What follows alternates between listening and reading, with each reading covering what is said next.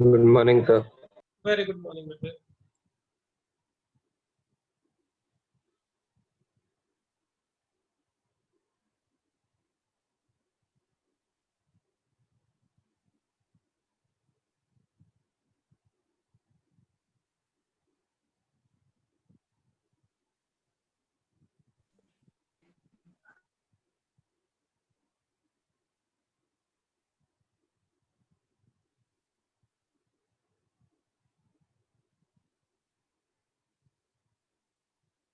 Good morning to all of you, बेटे.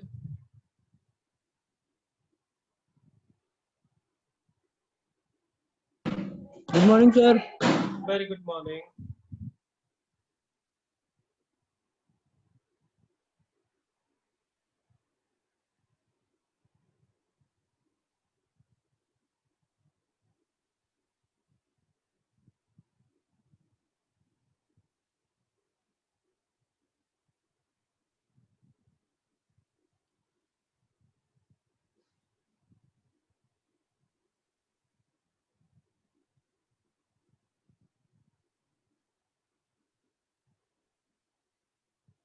एक दो मिनट वेट करते हैं, फिर स्टार्ट करेंगे. स्टूडेंट्स हो रहे हैं, आ रहे हैं अभी.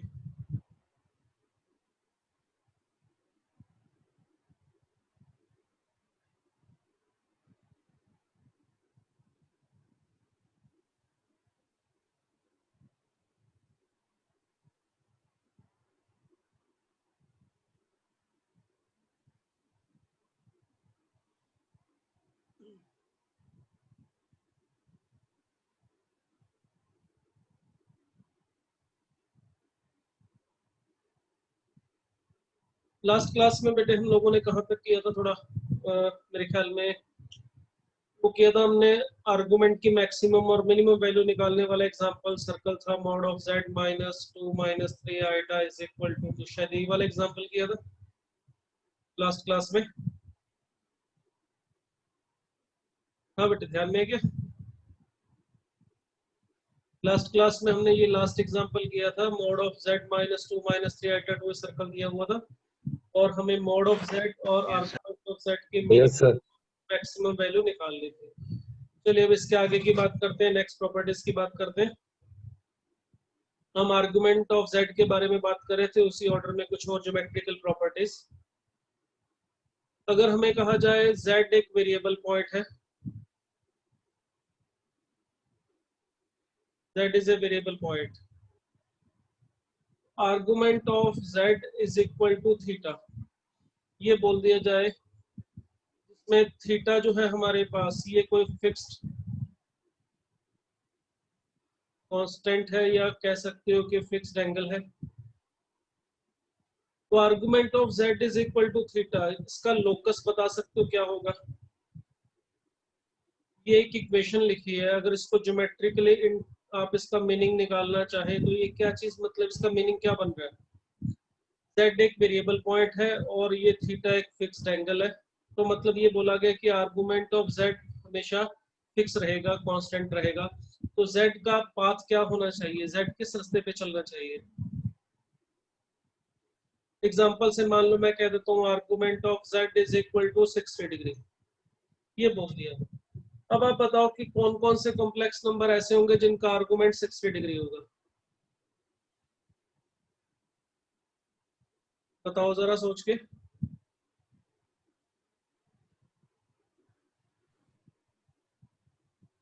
हाँ बेटे, आर्गुमेंट तो सिर्फ एक नंबर ही होगा.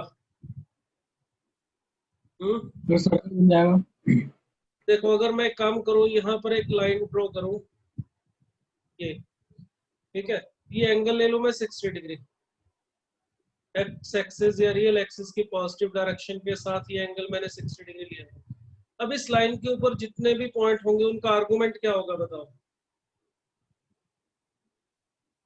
60 चेंज क्या होता जाएगा जैसे मैं आगे जाऊंगा, तो उनका मॉड जो है मैग्नीट्यूड जो है ओरिजिन से डिस्टेंस है वो बदलेगा, मगर थीटा में बदलाव आएगा इसमें जितने भी पॉइंट इस लाइन के ऊपर होंगे? बोलो. नहीं. No, sir.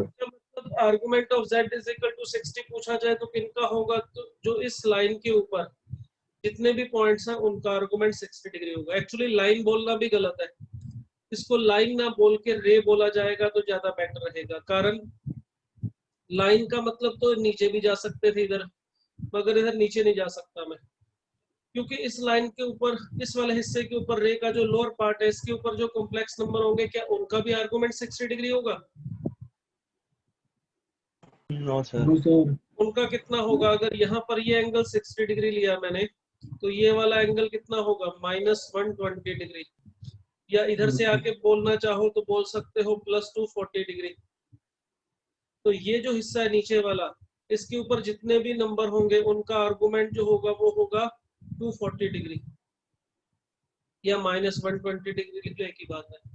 तो इसका मतलब argument of z is equal to theta, ये क्या मतलब बना, ये किसको रिप्रेजेंट करता है? इट रिप्रेजेंट रे, और वो रे कहां से स्टार्ट होगी? which starts from origin. very good, which starts from origin, जो origin से start होगी and makes an angle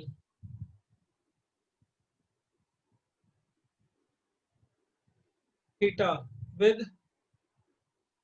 positive direction of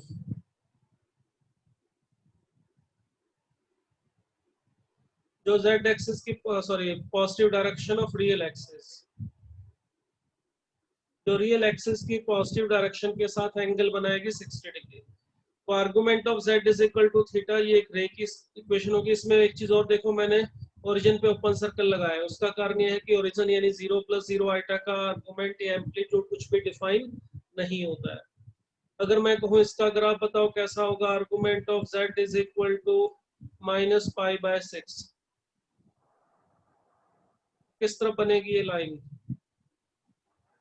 origin से स्टार्ट होगी और fourth quadrant. Very good. Angle कितना है? -π/6, तो -π/6 तो क्लॉकवाइज डायरेक्शन में जाना पड़ेगा। इस रे की इक्वेशन होगी argument of z is equal to -π/6। इसी तरह से अगर मैं यहाँ पे बोलूं आपको argument of z is equal to 2π/3, ये कैसी होगी?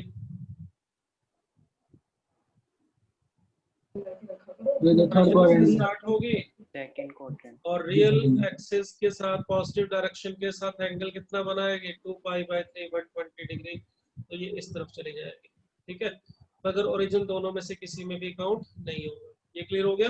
कोई डाउट बेटे इसमें? No sir. Okay, next thing देखिए इसमें,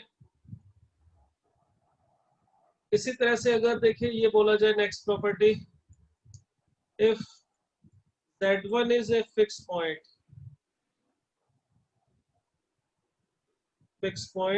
and theta is a fixed angle, constant angle, उस केस में argument of z minus z1 is equal to theta, जिसमें z हमारा वेरिएबल पॉइंट को डिनोट करेगा। जैसे 2 डायमेंशन में x प्लस x, y जो होता है वो जर्नल पॉइंट होता है, तो यहाँ पर z का मतलब वही है, z हमारा x, y पॉइंट ही होता है। z की वैल्यू हम लिखते हैं x प्लस आइटा y, यानी जो पॉइंट z है वो वेरिएबल पॉइंट x, y को ही डिनोट करेगा हमेशा यहाँ पे। तो अगर mod of z argument of z minus z1 is equal to theta ये दिया जाए तो ये किसको रिप्रेजेंट करेगी? आइडिया है तो बताएं।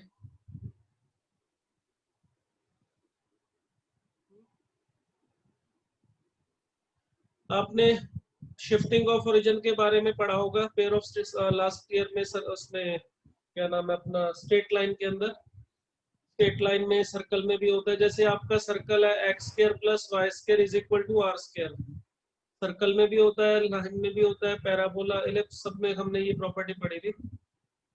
यहाँ पर ये सर्कल है, सेंटर है 0,0, ठीक है। अगर x की जगह x - x1 और y की जगह y - y1 रख दिया जाए तो ये जो इक्वेशन है ये किसको रिप्रेजेंट करती है?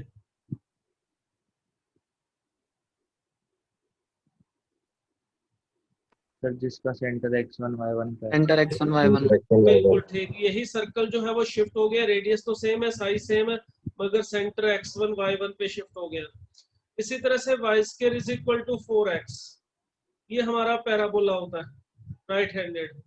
अब आपसे पूछा जाए y minus y1 square is equal to 4ax minus x1, तो ये क्या चीज है? सर वर्टेक्स x1 y1 पे आ गया। बिल्कुल ठीक, यहाँ पे यही पैराबोला है, शिफ्ट हो जाएगा, स्लाइड ये रोटेट नहीं होगा, सिर्फ शिफ्ट हो जाएगा। इसका जो वर्टेक्स जो पहले 0 0 पे था यहाँ पे, वो अब कहाँ चला गया? x1 y1 पॉइंट पे।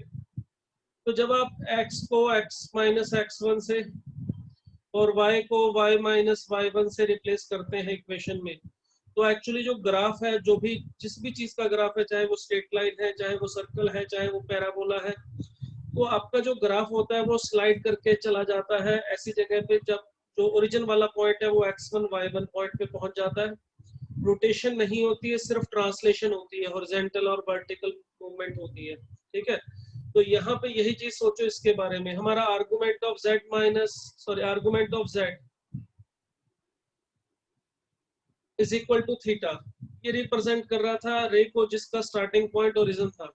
अब z की जगह z माइनस z1 रख दिया, z की जगह z माइनस z1 रखने का वही मतलब है, जैसे z तो आपका x प्लस आइटा y था, और z की जगह z माइनस z1 रखने का मतलब x minus x1 plus iota y minus y1 कर दिया गया है। तो x को x माइनस x1 से और y को y माइनस y1 से रिप्लेस कर दिया, तो क्या होना चाहिए? रे शिफ्ट हो जाएगी। बिल्कुल ठीक, रे शिफ्ट हो जाएगी। तो ये रे कहाँ शिफ्ट हो जाएगी? सर वो उसका वो cos theta जो स्टार्टिंग पॉइंट है वो x1 ओरिजिन की जगह कहाँ चला जाएगा? x1 common y1। x1 common y1। ये मान लो पॉइंट है z1 है, तो हमारी जो रे होगी वो पहले यहाँ थी, अब यहाँ से स्टार्ट होगी, और रियल एक्सिस की पॉजिटिव डायरेक्शन के साथ एंगल थीटा बना रही थी, वो एज इट इज रहेगा। रोटेशन में कोई कुछ नहीं होगा, सिर्फ ट्रांसलेशन होगा। ये जो पॉइंट 0 0 पे था उठ के बस वो यहाँ z1 पे चला गया, मतलब इसको आपने ट्रांसलेट करके इसको उठा के ऊपर रख दिया। तो इसका मतलब ये जो mod argument of z minus z1 is equal to theta है, ये किसकी इक्वेशन है? Represent a ray with initial point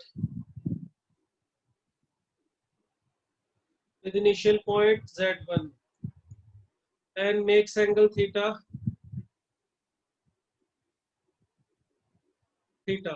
with positive direction of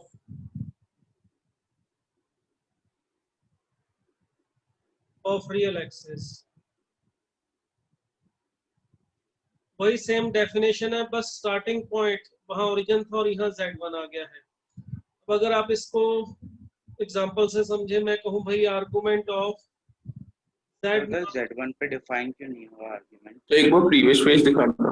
z1 पे ओपन इंटरवल ही आएगा, क्योंकि z की जगह z1 रखोगे तो ये 0 बन जाएगा ना, z की जगह z1 रखोगे फिर ये 0 बन जाएगा, और 0 बनेगा तो 0 प्लस 0 आइटा का जो आर्गुमेंट है वो डिफाइन नहीं होता। इसीलिए यहाँ पे जो अपने पास z1 है उसके ऊपर ऐसे ओपन सर्कल लगाया, जैसे यहाँ पर भी तो ओरिजिन के ऊपर हमने क्या लगाया था? ओपन सर्कल, ओरिजिन को इंक्लूड नहीं किया था। 0 प्लस 0 आइटा, यहाँ पे z की वैल्यू आ जाएगी तो आर्गुमेंट डिफाइन नहीं होगा, इसीलिए इसमें भी नहीं होगा। सर हाँ बोलो बेटे। सर एक बार सर फर्स्ट पेज से दिखा सकते हैं सर मुझे? कौन से वाला? यहाँ से स्टार्ट किया था बेटे, ये फर्स्ट पेज है।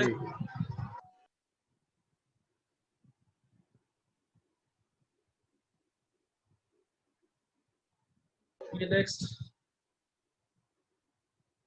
अगर मैं कहूँ z minus 2 plus 3 iota is equal to pi by 3, तो इसका ग्राफ कैसे बनेगा? देखो इसका ये रे कहाँ से स्टार्ट होगी बताओ? इसमें z1 कौन है? 2, 2 minus 3 2 minus 3, 2 comma minus 3, z1 है 2 माइनस 3 आइटा, इसको ऐसे लिखो argument of z minus z1, z1 जो हो जाएगा वो 2 माइनस 3 आइटा ऐसे बन जाएगा, is equal to pi by 3।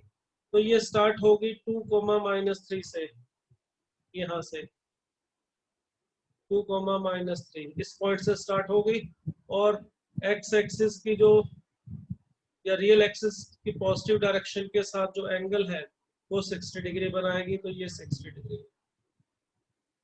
ठीक है। ये वाली लाइन है हमारी argument of z minus 2 minus 3 iota sorry plus 3 iota is equal to pi by 3। इसी तरह से मैं कहूँ भाई ये इसकी ग्राफ बनाओ argument of z plus 3 plus minus ले लेते हैं, चलो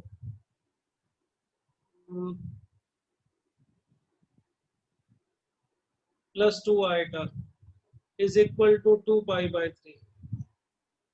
ये कैसा बनेगा?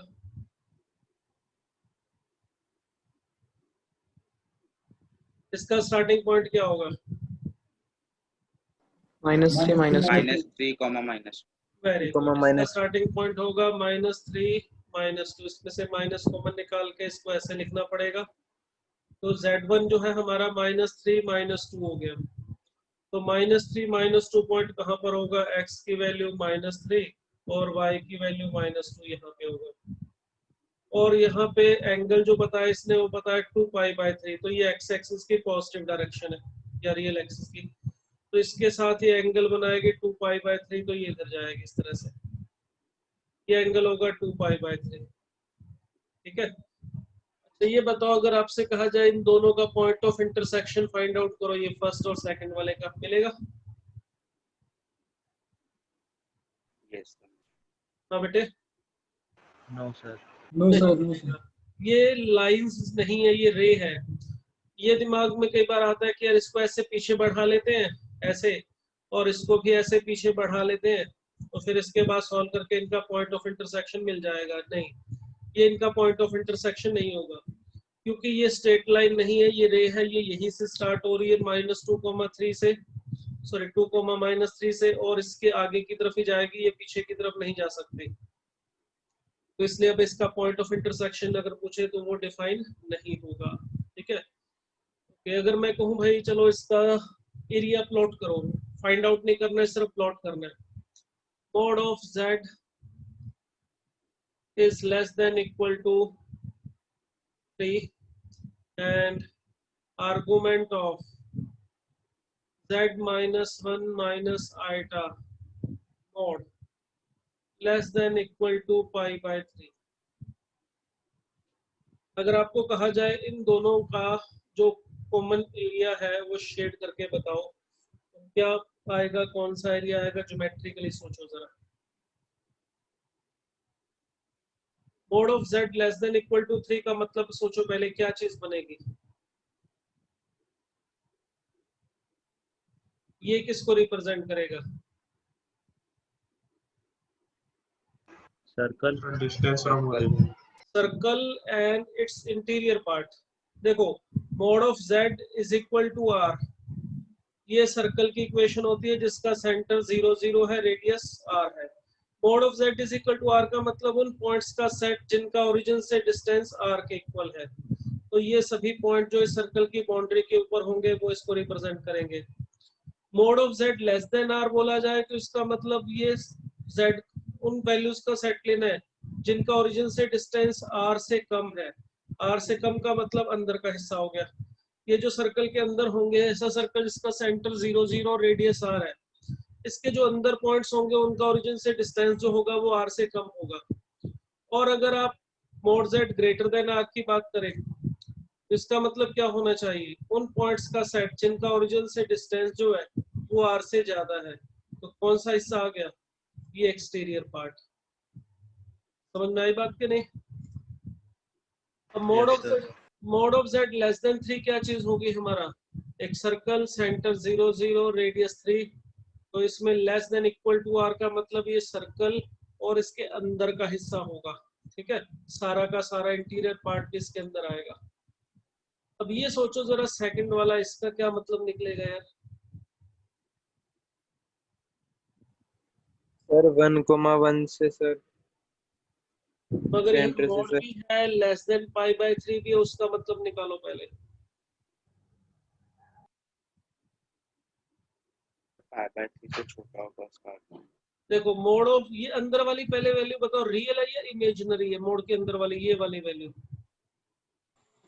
तो रे के नीचे वाला एरिया आ जाएगा।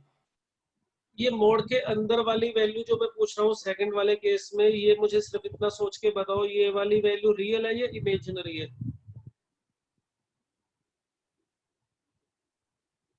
Argument of z -1 minus iota mod, ये वाली वैल्यू रियल है या इमेजिनरी है? भाई रियल।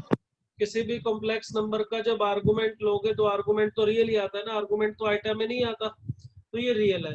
और रियल नंबर के केस में बताओ, अगर mod of x less than a हो, x रियल नंबर है, तो क्या लिखते हो? a कोई पॉजिटिव नंबर है, mode x less than a दिया हो, तो क्या बोलते हो? x कहाँ पे लाई करना चाहिए? माइनस या से के बीच में। Very good, x lies between -a and +a। तो वही मीनिंग यहाँ पे निकालो। इसका मतलब क्या निकलेगा? Argument of z -1 minus iota, जिसको मैं इस तरह से लिख लेता हूँ, is lies inside -π/3 and +π/3। ठीक है, अब देखो इसके बारे में सोचते हैं, अगर यहाँ पे लेस देन या ग्रेटर देन की बजाय इक्वल टू π/3 होता तो ये कैसा होता? यहाँ पर पॉइंट है 1,1, 1 प्लस आइटा भी जिसे बोल सकते हो आप, तो 1 प्लस आइटा पॉइंट से ये रे स्टार्ट होती है अगर यहाँ पर इक्वल टू होता, और रियल एक्सिस की पॉजिटिव डायरेक्शन के साथ ऐसे एंगल बनाती π/3, ये एंगल होता π/3 60 डिग्री। तो ये रे ऑफ लाइन जो है, जो मैं इसको एक बार थोड़ा सा हटा के ना यहाँ से इधर साइड पे लिख रहा हूँ मैं एक बार, ये वाली चीजें तो समझ में आ गई होंगी, इसको मैं छोड़ देता हूँ एक बार। ये हमारे पास था ये वाली चीज, इसका मतलब था argument of z -1 minus iota π/3 से तो छोटा होना चाहिए और -π/3 से बड़ा होना चाहिए। ये जो लाइन है हमारी, ये रे है, इसकी इक्वेशन है argument of z -1 minus iota is equal to π/3। इसमें हमने इक्वल टू लेके सोचा तो ये लाइन आई। इसी तरह से इसके बारे में सिर्फ इज इक्वल टू के साथ सोचूंगा तो ये भी एक लाइन होगी, जो स्टार्टिंग पॉइंट जिसका होगा यही होगा 1 प्लस आइटा, मगर रियल एक्सिस की पॉजिटिव डायरेक्शन के साथ जो एंगल होगा हमारा, अब वो एंगल बस -π/3 होगा, ये वाला एंगल -π/3 है। तो ये लाइन है argument of z -1 minus iota is equal to -π/3। देखो इसमें अगर मैं argument of z equal to ले रहा हूँ फिर तो ये लाइन आती, अगर ग्रेटर देन लेता तो क्या होता है? अगर मैं कहूँ argument of z -1 minus iota is equal to π/3, तो ये अभी हमने देखा ये एक लाइन है जो कहाँ से स्टार्ट हो रही है, यहाँ से 1,1 पॉइंट से, और रियल एक्सिस की पॉजिटिव डायरेक्शन के साथ एंगल π/3 बना रही है। ये इस रे की इक्वेशन है। अब सोचो कि argument of z -1 minus iota अगर यहाँ पे लेस देन π/3 होगा तो इसका मतलब क्या होगा?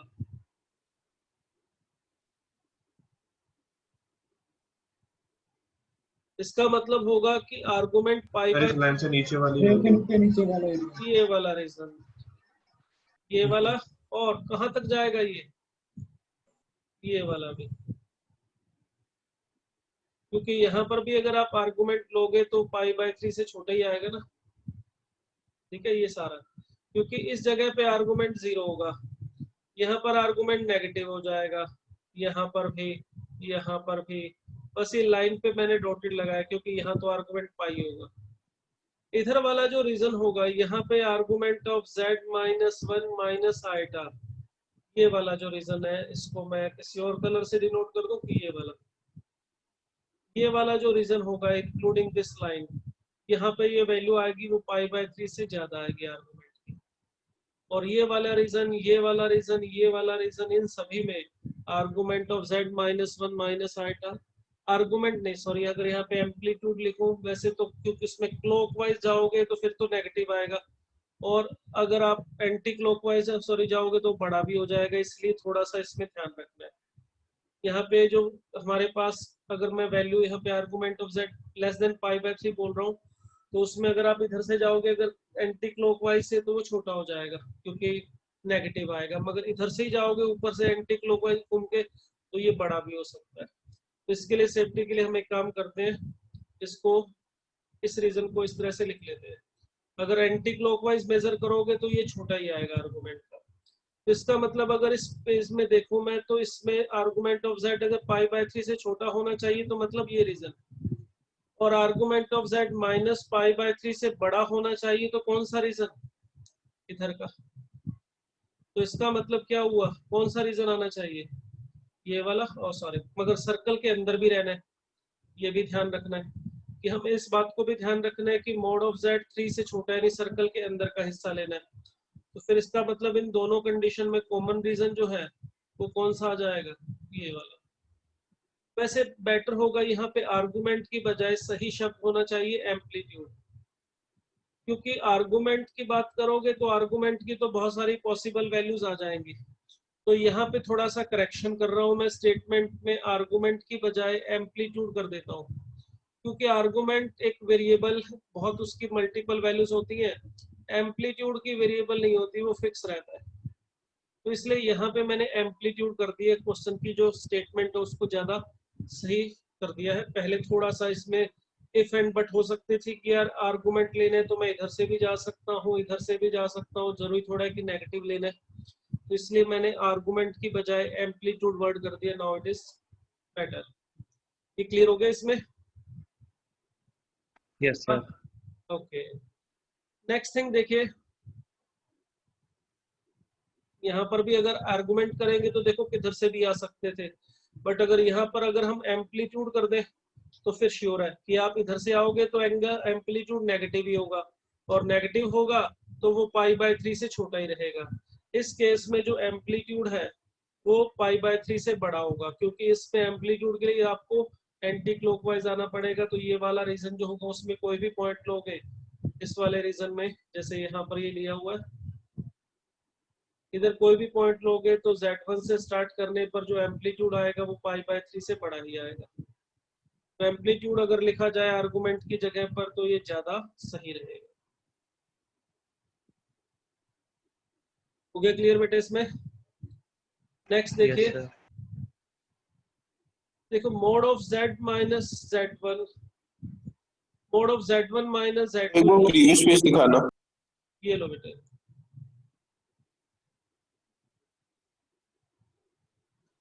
ठीक है, ओके सर।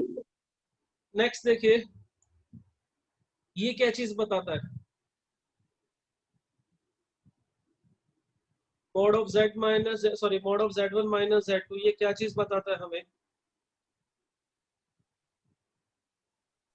बताया था आपको। अगर z1 और z2 दो पॉइंट्स हैं तो mode of z1 minus z2 क्या चीज बताता है। अगर ये पॉइंट z1 है और ये पॉइंट z2 है, mod of z1 minus z2 का मतलब क्या होता है, AB, डिस्टेंस इन दोनों के बीच में।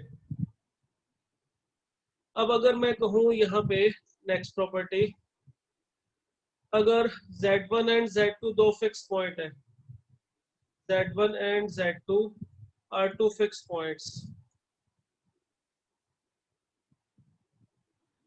Fix points. अगर z1 और z2 दो फिक्स पॉइंट है and z is a variable point, वैसे लिखने की जरूरत नहीं है, ये अंडरस्टूड होता है कि x प्लस आइटा y, ये अगर ज्योमेट्री की बात कर रहे हैं तो x कोमा y यानी वेरिएबल पॉइंट को डिनोट करेगा। अब सोच के बताओ, mod of z minus z1 is equal to mod of z minus z2, ये क्या चीज है, इसका मीनिंग निकालो, ज्योमेट्रिकली सोचो, बताओ क्या बनेगा। Z परपेंडिकुलर बाइसेक्टर बनेगा। वेरी गुड, ये जो चीज है हमें ये बता रही है z का z1 से distance, distance between z1 and z2, और ये बता रहा है z का z2 से डिस्टेंस, और ये कह रहे हैं कि वो दोनों इक्वल होंगे। तो इसका मीनिंग सीधा सा निकल रहा है कि अगर ये हमारा z1 पॉइंट है यहाँ पे,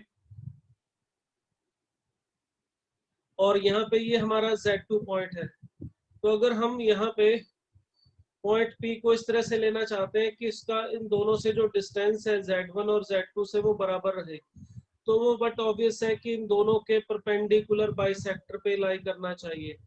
अगर आप इसका परपेंडिकुलर बाइसेक्टर ड्रॉ करें तो इसके ऊपर कहीं पर भी कोई पॉइंट ले, उसका इस A से डिस्टेंस और इससे डिस्टेंस को इक्वल रहेगा। ये एक्चुअली ज्योमेट्रिकली सोचा जाए तो AP plus is equal to BP, इस चीज को डिनोट कर रहा है, जिसमें P हमारा वेरिएबल पॉइंट है, A और B दो फिक्स्ड पॉइंट है Z1 और Z2। तो कहानी ये कह रही है कि अगर mod of Z minus Z1 is equal to mod of Z minus Z2 दिया है, इसका मतलब Z इस तरह से मूव कर रहा है कि उसका Z1 और Z2 से जो डिस्टेंस है वो हमेशा सेम रह रहा है। तो ये पॉइंट P कहाँ जा पाएगा? इस परपेंडिकुलर बाइसेक्टर के ऊपर, क्योंकि पॉइंट P परपेंडिकुलर बाइसेक्टर पे कहीं पर भी चला जाए उसका Z1 और Z2 से डिस्टेंस सेम रहेगा। तो ये जो है हमारी ये इक्वेशन है किसकी? Perpendicular bisector of Z1 and Z2 की। ये बात समझ में आ गई? हाँ बेटे। Yes yes sir. सर। अच्छा, अब इसका मतलब क्या होगा ये बताओ जरा मुझे। mod of Z minus Z1 is greater than mod of Z minus Z2, ये किसको डिनोट करेगा? इसका मीनिंग बनाओ, सोचो और ज्योमेट्रिकली फिर इसको प्लॉट करो।